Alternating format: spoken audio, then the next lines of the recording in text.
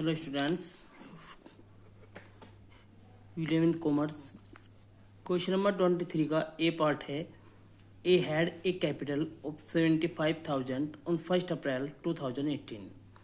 He had also goods amounting to rate 15,000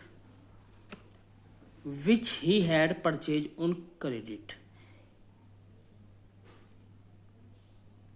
capital दी हुई है 75,000 की और ये बताया कि 15,000 रुपये का माल जो खरीदा गया है वो उधार खरीदा है and the payment had not been made और find out the value of the total assets of the business. हमें यहाँ पे बिजनेस की टोटल एसेट्स की वैल्यू कैलकुलेट करनी है। तो टोटल एसेट्स निकालने के लिए हमें लायबिलिटीज दी हुई है। लायबिलिटीज में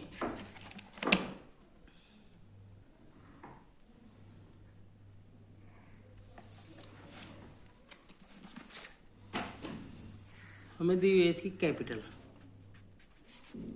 75,000 की हो गई कैपिटल, और जो उधार माल खरीदा है यानी कि जो उधार माल इन्होंने परचेज किया है उससे हमारे बढ़ेंगे क्रेडिटर्स यानी कि पैसा लेने वाले। तो 15,000 रुपये के हो गए हमारे क्रेडिटर्स। टोटल लायबिलिटीज है हमारे पास 90,000 की। तो लायबिलिटीज इक्वल एसेट्स, तो इतने की ही हमारे पास हो गई एसेट्स। तो वैल्यू ऑफ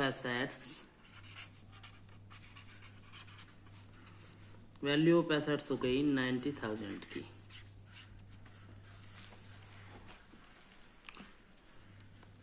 क्वेश्चन नंबर 23 का ये पार्ट। अब क्वेश्चन नंबर 23 का ये है बी पार्ट। बी पार्ट में कहा है इसने कि after a period of 1 month he come to know that he had suffered a loss of 1,700.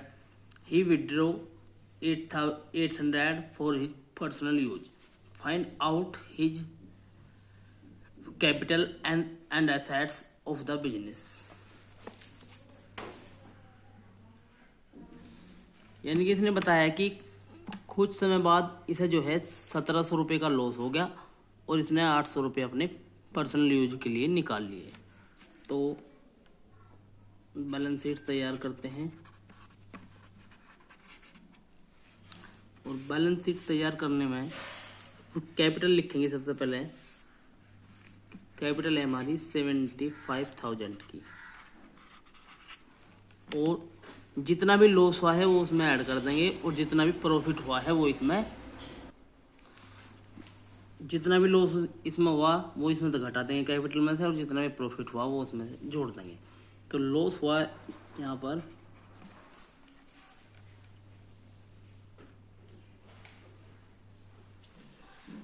1,700 का और 800 रुपये इसने अपने पर्सनल यूज के लिए निकाल लिए।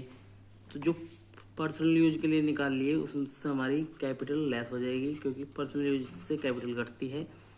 तो ये रह गए 72,500 की हो गई कैपिटल और क्रेडिटर्स हैं 15,000 के। तो ये हो गई 87,500 और इतने की हो गई हमारी एसेट्स 87,500।